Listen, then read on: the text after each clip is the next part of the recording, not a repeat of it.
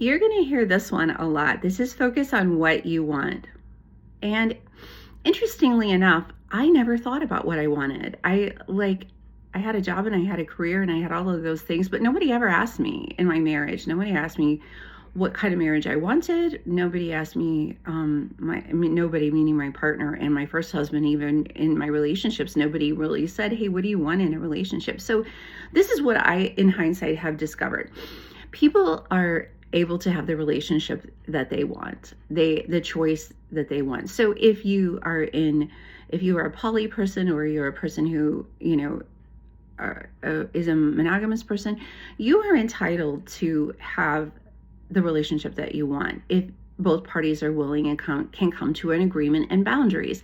And generally, in societal boundaries, or in the patriarchy, if you will, it would be monogamy, and the wife is subservient, or the wife, nobody cheats and so forth, because for some reason cheating is like the over the top worst thing a person can do, and it happens to everybody. And you have to ask yourself, why does it keep happening to everybody? There's some disconnect there.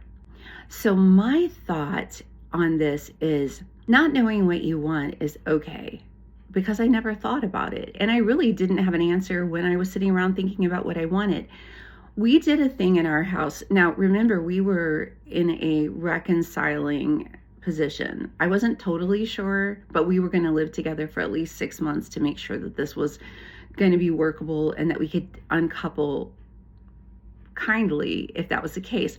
So what helped us is my partner adopted a "what can I do for you right now" stance. And for us, that was super helpful. I adopted that with myself, and I adopted that with my children. What can I do for you right now?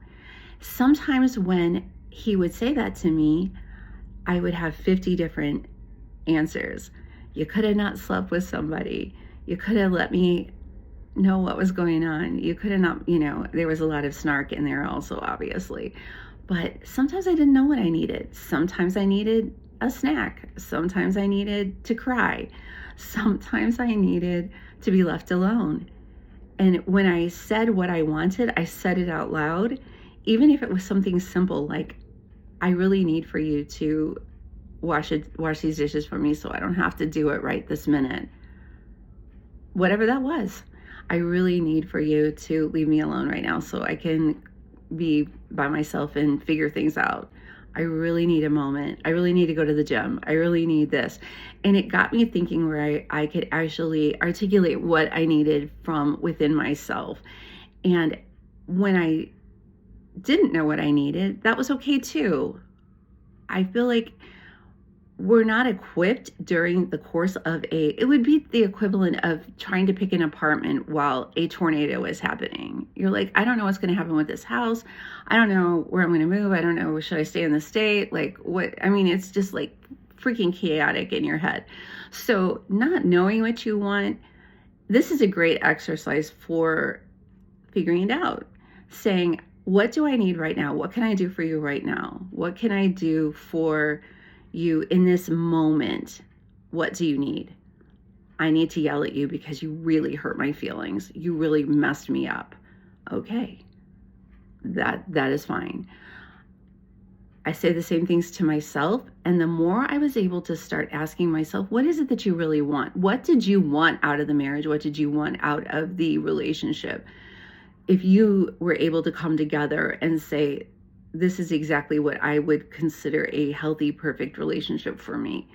I never thought about it, and no one ever asked me. So we just went along with the status quo, and he had his mind set about what he grew up thinking relationships were, and I had mine, and they were very different. And there we are. We're kind of in an impasse.